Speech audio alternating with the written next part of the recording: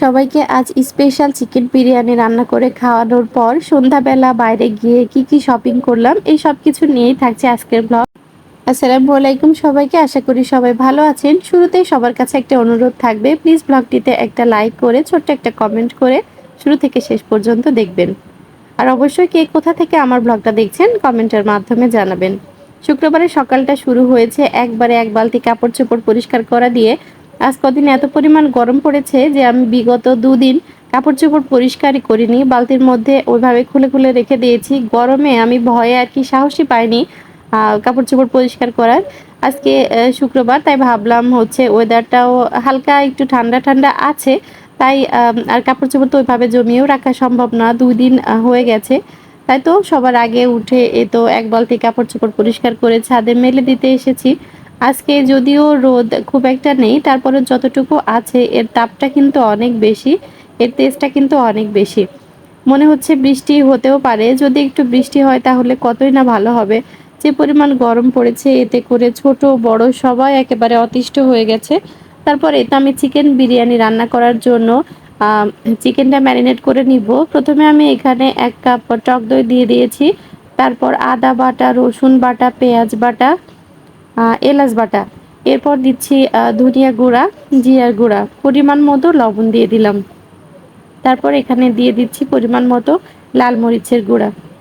এরপর এখানে দিয়ে দিচ্ছি বিরিয়ানি মশলা, 1 প্যাকেটের অর্ধেকটা দিচ্ছি আর অর্ধেকটা পরে ইউজ করব।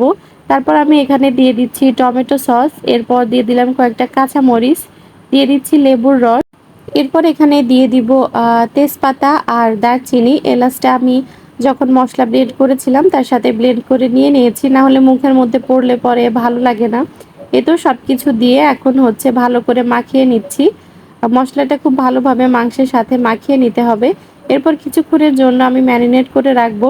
ওদিকে মশলাটা ম্যারিনেট করতে দিয়ে এখানে প্যানে আমি দারচিনি, এলাচ, এরপর হচ্ছে পেঁয়াজ আর তেজপাতা হালকা একটু ভেজে নিয়েছি, আর সেই সাথে বাদামও দিয়েছি। এখন এখানে আগে থেকে ধুয়ে পানি ঝরিয়ে রাখা পোলাওয়ের চাল দিয়ে দিচ্ছি। এখন এই চালটা ভালোভাবে ভেজে নিতে হবে। পোলাওয়ের চালটা যত বেশি ভালোভাবে ভাজা হবে বিরিয়ানির স্বাদটা কিন্তু তত বেশি ভালো আসবে। এ তো চালটা আমি ভালো মতো ভেজে উঠিয়ে রেখে এখন হচ্ছে প্যানে কিছুটা পরিমাণ পেঁয়াজ বেরেস্তা আগে থেকে করে রেখেছিলাম দিয়ে দিলাম। এরপর এখানে দিয়ে দিচ্ছি ম্যারিনেট করে রাখা মাংস। এবার সবকিছু একসাথে ভালো করে মিশিয়ে নিয়ে এখন মাংসটা রান্না করে নিব। এখানে পেঁয়াজ বেরেস্তার বদলে হচ্ছে চাইলে কিন্তু কাঁচা পেঁয়াজটাও ভেজে নেওয়া যায়। আমি যেহেতু একটু বেশি করে বেরেস্তা করে রেখেছিলাম তাই বেরেস্তাটাই ইউজ করেছি। তারপরে তো মাংসটা রান্না হয়ে গেছে। এখানে কিন্তু আমি এক্সট্রা কোনো পানি অ্যাড করিনি, মাংস থেকে যে পানি বের হয়েছে ওইটাই আর কি। তারপর আগে থেকে ভেজে রাখা চালটাও আমি এখানে অ্যাড করে দিচ্ছি। এখন চাল মাংসের সাথে বেশ ভালো করে মিশিয়ে নিচ্ছি। এরপর এখানে আমি পরিমাণ মতো পানি দিয়ে দিয়েছি। তারপর বাকি যে বিরিয়ানি মশলাটুকু রেখেছিলাম ওটা দিয়ে দিলাম। তারপর দিয়ে দিচ্ছি কিশমিশ, পরিমাণ মতো লবণ, গুঁড়া দুধ আর কিছুটা পরিমাণ পেঁয়াজ বেরেস্তা। সবকিছু দিয়ে একসাথে নেড়ে চেড়ে বিরিয়ানিটা রান্না করে নেব। তো এই তো আমার ঘরে থাকা উপকরণে ঘরোয়া উপায়ে এই বিরিয়ানিটা কিন্তু অনেক বেশি মজা হয়। আমার বাসার সবাই অনেক মজা করে খায়। তো সবাই খাওয়ার শেষে আর কি আমি খেতে বসেছি, যার জন্য ওই প্লেটেই নিয়ে নিয়েছি, আলাদা কোনো প্লেট নিইনি।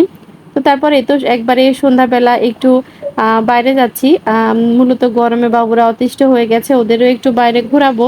আর সেই সাথে হালকা পাতলা কিছু টুকটাক শপিং করার দরকার, ওইগুলাও আর কি হচ্ছে করতে হবে, যার জন্য তো বাইরে বের হচ্ছি। তো যাই হোক, আজকের ব্লগটা এখানেই শেষ করছি। আগামী দিন ইনশাল্লাহ হাজির হব নতুন একটি ব্লগের সাথে। সেই পর্যন্ত সবাই ভালো থাকবেন, সুস্থ থাকবেন। আসসালামু আলাইকুম সবাইকে। আল্লাহ হাফেজ।